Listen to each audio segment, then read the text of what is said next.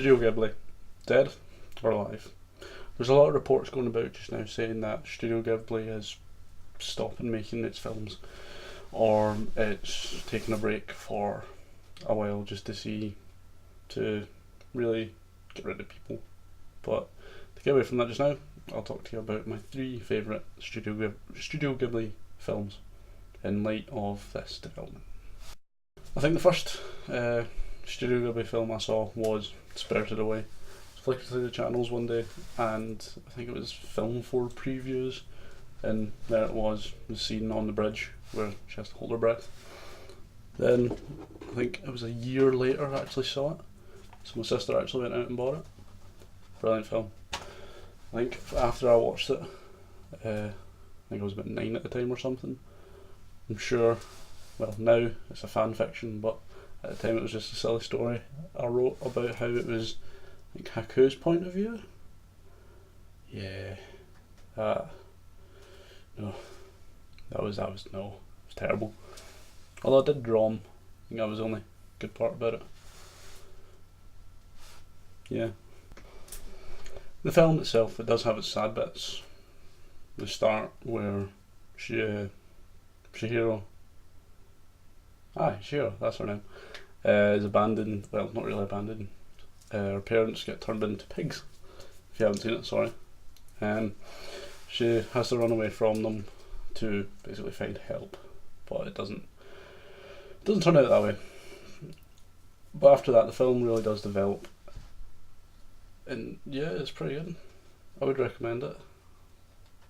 Although, after you kind of have to deal with No Face, the creepy stalker turn fat man turn friend. Kind of a fat man myself, but I'm not really the stalker type. The film does have a lot of surprises in it. You'll have your laughs and you'll have your cries. I know I did. So there's that one. I think my next favourite Studio Ghibli film would be Howl's Moving Castle. That was my second one that I saw, and it was brilliant. I think if you like the idea of escaping, if that's a constant for you, Howl's Moving Castle's just a film for you. Got that as well. Sophie, one of the main character. It's about how she escapes her dreary life, and basically the fantasy part of it kicks in, and it is awesome.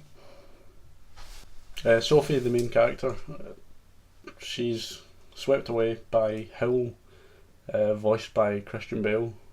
It's quite interesting to see him him in another role that isn't a gruesome, throat-killing Batman voice.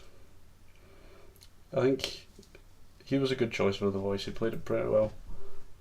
Even his temper tantrums, they worked. Sam, he really does have temper tantrums.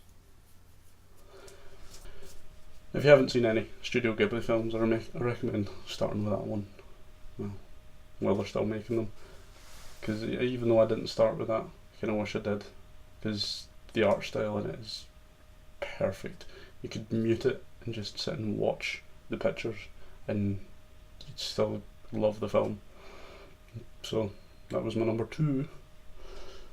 Well, these are all my number 1s, but it's just a kind of ranking system anyway. Last but not least, Tales from Earthsea. I saw the original film, Earthsea.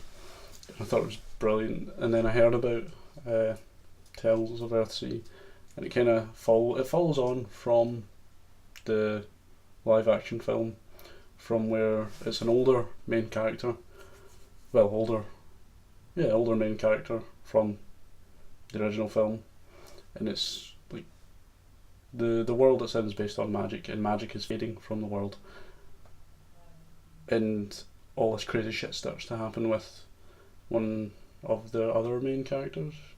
Try not to spoil anything. In my true fashion, I probably will end up doing that, so that's why this video is short, so I don't do that. But Tales from Earthsea, it's a brilliant film. Yet again, like I said with the last film there, you could literally just pause it, mute it, and watch the pictures. It's brilliant film. In true Studio Ghibli fashion, if you get into the film, you get into the film. There's parts in this one where you'll be shouting at the TV to tell Prince Aaron, the main character, to get the hell out or to run, or there'll be parts where you'll say to Teru, 2 seconds. Read the desk. Teru. Bad to start this when you can't say their names, Christopher. But anyway, there'll be parts where you'll be telling her to get the fuck. But like Studio Ghibli, it's always them that manage to make emotional films, and the ending to this one is just genius. You wouldn't expect it, I'll tell you that.